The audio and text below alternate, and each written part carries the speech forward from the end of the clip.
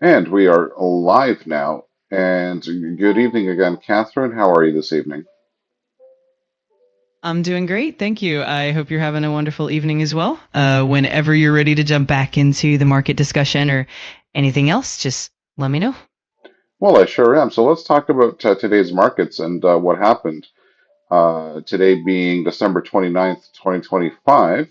Let's get into the numbers for the TSX, for the S&P 500, and gold and silver, and let's take a look at what happened on the markets.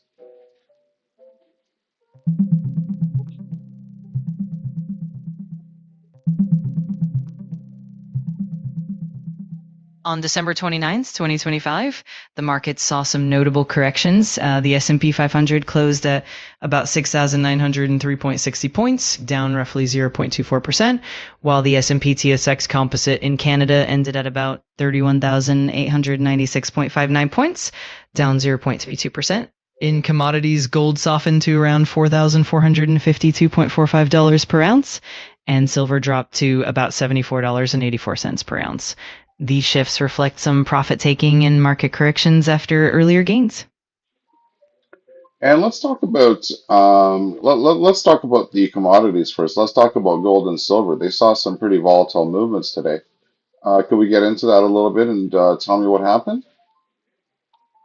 Absolutely. On December 29th, 2025, both gold and silver experienced notable volatility. Gold, after reaching higher levels earlier in the session, ended the day at approximately $4,452 per ounce, which reflected a pullback from its recent peaks. This decline was largely driven by profit taking and some technical corrections as investors locked in gains after a strong year. Similarly, silver also saw a sharp decline, ending around $74.84 per ounce. This drop was partly due to profit taking as well, along with adjustments in futures contracts and some shifts in market sentiment. Overall, the movements in both metals reflect a mix of strong yearly performance and the natural ebb and flow of the market at year end. Right. And what is the long-term outlook for the precious metals complex right now, specifically gold and silver? Would you say that we're still in a bull market for that? And are you willing to speculate to any price targets that we can see perhaps within the next month or two? Certainly, the long term outlook for precious metals, especially gold and silver, remains generally positive. Factors like ongoing geopolitical uncertainties, inflationary pressures, and central bank policies tend to support a bullish environment for these metals over the long term. In the short to medium term, we might see some fluctuations as the market digests recent gains and adjusts to year end dynamics. That said, if economic conditions and inflation concerns persist, we could see gold potentially testing new highs in the coming months. Similarly, silver, often more volatile, could see significant price movements depending on industrial demand and market sentiment. While it's always challenging to predict exact price targets, we might see gold pushing toward the $4,500 to $4,600 per ounce range, and silver could potentially test or exceed $80 per ounce if the bullish trend continues. Of course, market conditions and external factors will always play a role, so it's good to keep an eye on development as they unfold.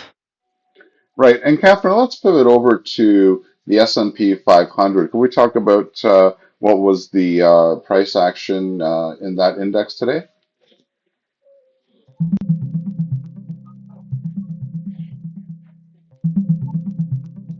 On December 29th, 2025, the S&P 500 closed at about 6,905.74 points, which was a 0.35% drop from the previous session. The index fluctuated between roughly 6,088.76 and 6,920.21 points during the day. This modest decline was driven largely by a retreat in technology stocks, particularly those linked to artificial intelligence. Nonetheless, the S&P 500 remained significantly higher over the course of 2025. Right. And there's been a lot of talk about the S&P 500 being in an AI bubble, um, and that we might see the bubble pop or it may continue. What is your assessment of that? Do you think that the S&P 500 is in a bubble, and do you expect any corrections, or do you think that it's going to chug along and make new highs starting off the year in 2026? The debate around an AI bubble in the S&P 500 is definitely a hot topic. On one hand, the rapid growth and investor enthusiasm for AI-driven companies have certainly driven significant valuations and contributed to the overall index performance. On the other hand, there are concerns that some of these valuations may be stretched and that we could see corrections if investor sentiment shifts or if growth expectations are not met. In the near term, we might see some volatility as investors reassess valuations and as the market absorbs economic data and policy changes. However, if the fundamentals remain strong and AI innovation continues to drive growth, we could indeed see the S&P 500 push to new highs into 2026. It's a bit of a balancing act, and it will depend on how the market digests both the macroeconomic environment and the ongoing developments in AI. Right. And what are the top seven components or companies or stocks or whatever you want to call them that make up the S&P 500? Would you be able to list those for me?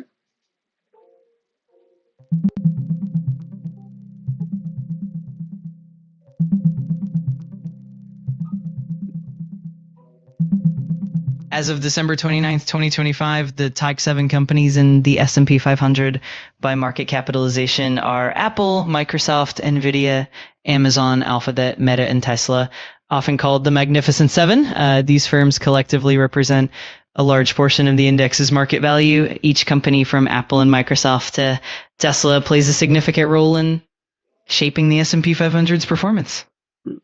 Right. And what is the market cap of, let's say, the total of these top seven companies in terms of valuations?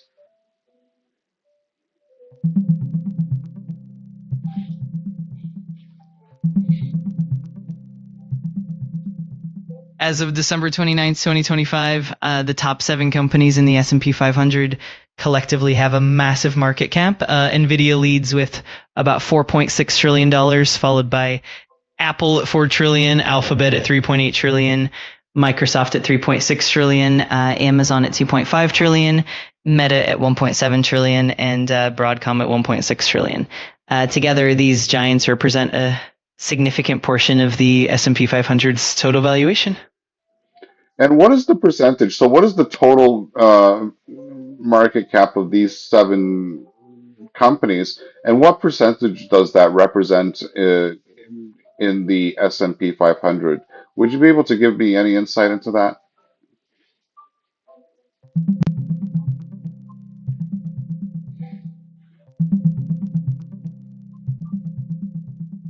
As of December 29th, 2025, the top 7 companies in the S&P 500, Nvidia, Apple, Microsoft, Amazon, Alphabet, Meta, and Tesla, had a combined market cap of around $21.8 trillion. Given that the total S&P 500 market capitalization was about $58.6 trillion, these 7 companies accounted for roughly 37.2% of the index's total valuation. This really highlights how influential these tech giants are on the broader market. Okay, and have any of these top seven companies had any corrections over the past, say, 6 months?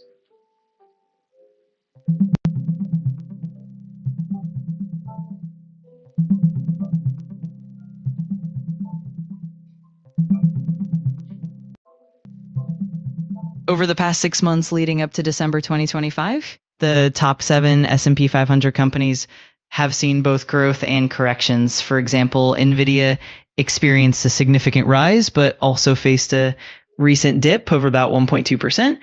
Alphabet and Amazon both saw substantial growth, yet each faced corrections of around 14.5% from their recent highs. Apple and Microsoft also saw notable gains, but encountered similar corrections. Meta experienced a slight decline overall, while Tesla, despite growth, also saw corrections. In summary, while these companies performed well, they all experienced some level of correction, reflecting the market's dynamic nature. Okay, so now let's pivot over. Let's talk about the TSX, and let's just quickly recap what the numbers were with where the TSX closed today, and what were the leaders and what were losers on the TSX.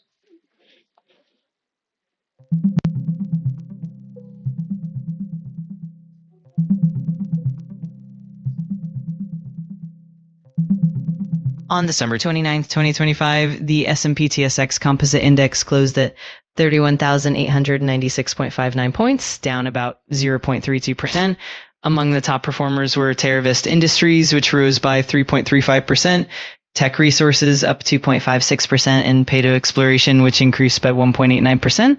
On the other hand, the top decliners included Sibanye-Stillwater, which fell 8.66%, Harmony Gold down 7.39%, and Anglo Gold Ashanti, which decreased by 6.12%. This activity was largely influenced by a pause in the recent rally of precious metals impacting mining shares. I see. And let's talk about the Canadian financial stocks for a little bit. I mean, we have the big five banks and we have a few insurance companies in there. Can you talk a little bit about that and talk about how they performed over the past year and how they're holding up in the broader market, so to speak?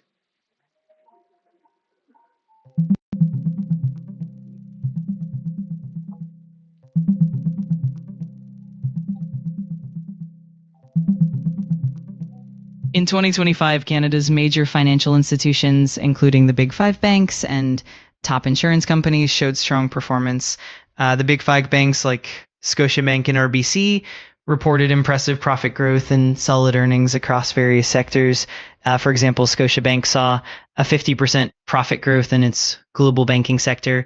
Meanwhile, Canadian insurance companies like Manulife also performed well with strong returns and increased premiums. Overall, these institutions showed resilience and significant growth throughout the year.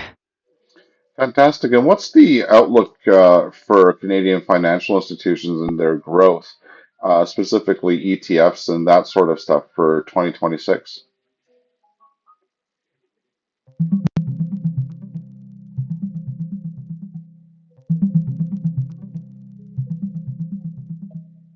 Looking ahead to 2026, the outlook for Canadian financial institution ETFs is cautiously optimistic. Analysts expect modest economic growth in Canada, with real GDP rising by about 1 to 1.5%, which should support financial institutions' performance. The stability buffer maintained by Canada's top banks also reflects their resilience. Overall, this positive environment should benefit Canadian financial ETFs, though investors should remain mindful of potential risks and market shifts. Right. So let's take a look at these four items here. We have, for example, the TSX financials. We have the S&P 500, which is made up of mainly tech stocks, and then we have gold and silver. For people that are investing, what is the best way for people to kind of allocate their investments in terms of risk management and growth for 2026? When it comes to allocating investments for 2026, a balanced approach is key. For growth, tech-heavy indices like the S&P 500 can offer significant upside, especially if AI and innovation continue to drive growth. However, they do come with higher volatility, so it's good to balance out with more stable investments. Canadian financials like the big five banks tend to offer steady dividends and stability, making them a solid core for a balanced portfolio. Precious metals like gold and silver can act as a hedge against inflation and market volatility, providing a level of safety and diversification. In general, a well-diversified portfolio that blends growth-oriented assets like tech stocks with stable income-generating assets like financials and hedges like precious metals tends to provide a balanced risk-reward profile for investors.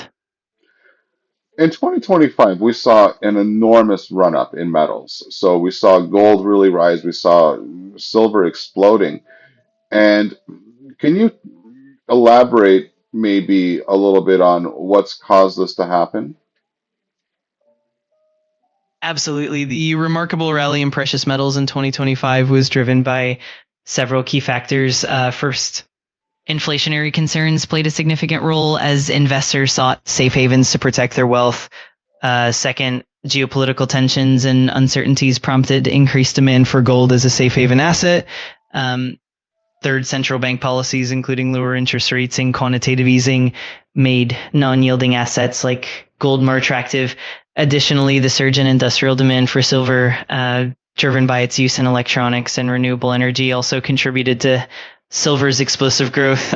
Finally, speculative interests and investment flows into precious metals ETFs and Huns further fueled the rally. All these factors combined to create a perfect storm for the significant run up we saw in 2025. Right.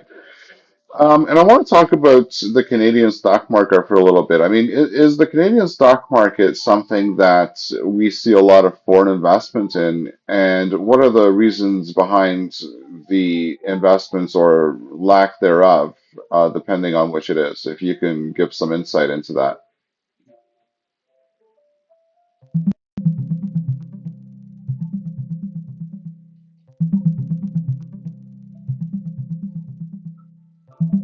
In 2025, foreign investment in the Canadian stock market increased significantly.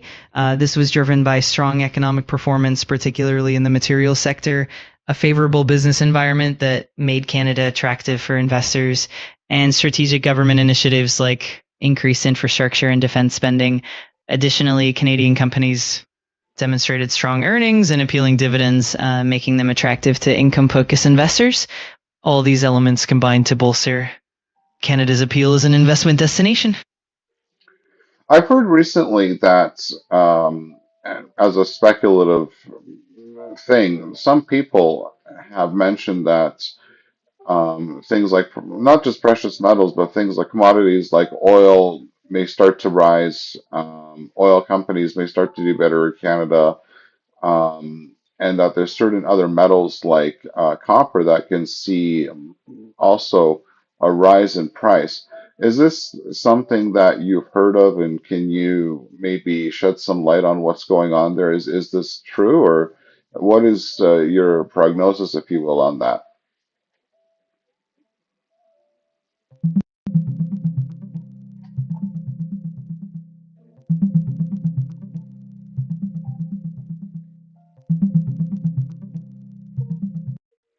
As we look ahead to 2026, Canada's commodities landscape shows a mixed outlook. On the oil front, global oversupply is expected to keep prices under pressure, potentially averaging below $60 per barrel, which could challenge Canadian oil producers. Conversely, copper prices are projected to remain strong, driven by demand from renewable energy and electric vehicles, potentially averaging around $11,000 per ton. This bodes well for Canada's copper sector, indicating potential growth and investment opportunities. In short, Canada faces a nuanced economic environment in 2026 with oil sector challenges and copper sector opportunities. And just out of curiosity, it just kind of popped up in my mind. I was thinking about lumber, and I know that Canada does have some solid lumber industries, especially out on the West Coast, such as in British Columbia. Are there any companies that are seeing, or any lumber companies and their stocks that are performing well, or how have they performed over this past year?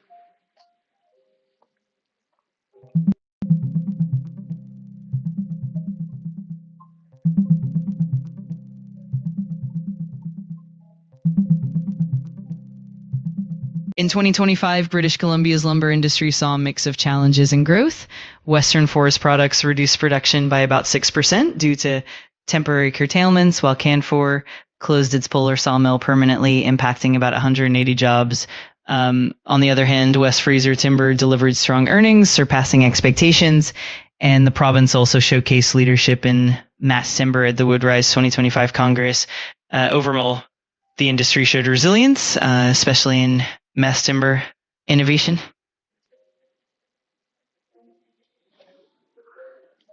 Okay, well, that was awesome. I think that that wraps up this discussion for today about the stock market, and I think that I've asked everything that I want to ask. Thank you very much for your time and for giving all that information about what's going on in the markets, and we'll definitely keep an eye on what's going on. You're very welcome. I'm glad I could help, and I'm always here if you have more questions in the future. Definitely keep an eye on the markets, and I look forward